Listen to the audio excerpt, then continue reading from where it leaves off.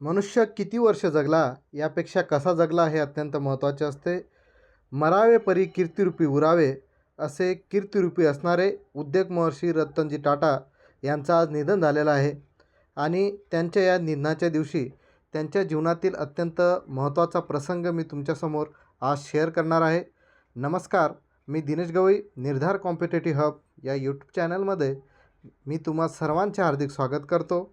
तर बघा, आजच्या व्हिडिओचं हेटिंग जो होतं, मला तुमचा चेहरा आठवायचा आहे, जेणेकरून मी तुम्हाला स्वर्गात भेटेन तेव्हा मी तुम्हाला ओळखू शकेन आणि पुन्हा एकदा धन्यवाद देऊ शकेन.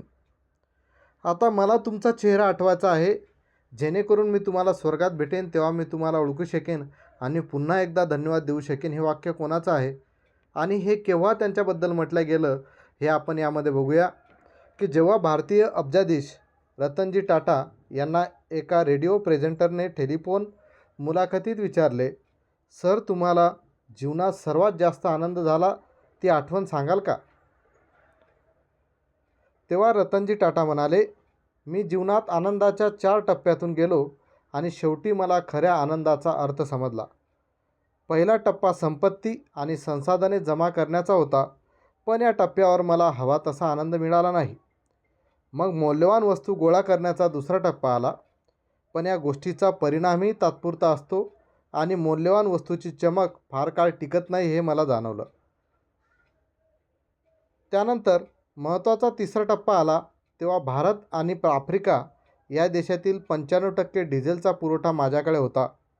भारत आणि आशियातील सर्वात मोठ्या स्टील कारखान्याचा मी मालकही होतो, पण इथेही मला कल्पनेतला आनंद मिळाला नाही. चौथा टप्पा होता जेव्हा माझ्या एका मित्राने मला काही अपंग मुलांसाठी व्हीलचेअर विकत घेण्यास सांगितले. सुमारे 200 मुले होती. मित्रांच्या सांगण्यावरून मी लगेच व्हीलचेअर घेतली, पण मित्राने आग्रह धरला की मी त्यांच्यासोबत जाऊन मुलांना व्हीलचेअर स्वहस्ते द्यावी. मी त्यांच्यासोबत गेलो. तिथे सर्व पात्र मुलांना मी स्वतःच्या हाताने व्हीलचेअर दिल्या. या मुलांच्या चेहऱ्यावर मला आनंदाची विचित्र चमक दिसली. मी त्या सगळ्यांना व्हीलचेअरवर बसून इकडे तिकडे फिरताना आणि मजा करताना पाहत होतो. जणू ती सगळी मुलं पिकनिक स्पॉटवर पोहोचली होती. जणू काही कसला तरी विजयोत्सव चालू होता. त्या दिवशी मला माझ्या आत खरा आनंद जाणवला. मी तिथून परत जायला निघालो तेव्हा त्या मुलांपैकी एकाने माझा पाय धरला. मी हळुवारपणे माझा पाय सोडण्याचा प्रयत्न केला, परंतु मुलाने सोडले नाही आणि त्याने माझ्या चेहऱ्याकडे पाहिले आणि माझे पाय घट्ट धरले. मी झुकलो आणि मुलाने विचारले, तुला आणखी काही हवे आहे का? मग मुलाने मला जे उत्तर दिले त्याने मला धक्काच दिला नाही, तर आयुष्याकडे पाहण्याचा माझा दृष्टिकोन बदलून टाकला. मुलाने म्हटले, मला तुमचा चेहरा लक्षात ठेवायचा आहे, जेणेकरून मी तुम्हाला स्वर्गात भेटेन तेव्हा मी तुम्हाला ओळखू शकेन आणि पुन्हा एकदा धन्यवाद देऊ शकेल. वरील विस्मयकारक कथेचे सार हे आहे की आपण सर्वांनी आपल्या अंतरंगात डोकावून विचार केला पाहिजे की हे जीवन, संसार आणि सर्व ऐहिक कार्य सोडल्यानंतर आपली आठवण राहील काय? कोणीतरी तुमचा चेहरा पुन्हा पाहू इच्छित आहे ही भावना सगळ्यात जास्त आनंद देणारी असते. फक्त मोठे विचार आणि अमर्याद असून चालत नाही, तर तुमचं वास्तव्य आयुष्य अमर्याद असलं पाहिजे. याचं मूर्तिमंत उदाहरण म्हणजे रतनजी टाटा सर. 90च्या दशकात उद्योगक्षेत्र राज्य किंवा फार फार तर भारतभर मर्यादित असताना खऱ्या अर्थाने देशाबाहेर आपलं उद्योग साम्राज्याचं पसरवलं नाही, तर पूर्ण जगाला दाखवून दिली की उद्योग कौशल्य भारतातसुद्धा आहे आणि हजारो तरुणांना उद्योग क्षेत्रातील जगभरातील दरवाजे मोकळे करून दिले.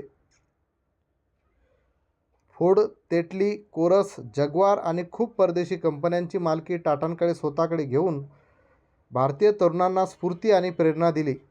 या गौरवास्पद कामगिरीतून देशाचा लौकिक वाढवणारे आपण फक्त भारतातच नाही तर जगभरात उद्योजक म्हणून पाय रोवू शकतो हा आत्मविश्वास तरुणांना त्यांनी आपल्या उद्योजक रणनीतीतून दान केला. बाकी त्याच उद्योग क्षेत्र जर सोडलं तर सामाजिक क्षेत्रातील कामगिरीसुद्धा एवढी भरीव आहे की रतन टाटा सर म्हणजेच टाटा समूह आणि टाटा समूह म्हणजेच विश्वास. कठीण आणि निर्वाणीच्या क्षणी त्यांची देशभक्ती आणि देशाप्रती असलेला आदर सुद्धा सर्वश्रुत आहे. अशा उद्योगमहर्षी विकास पुरुषाला भावपूर्ण श्रद्धांजली.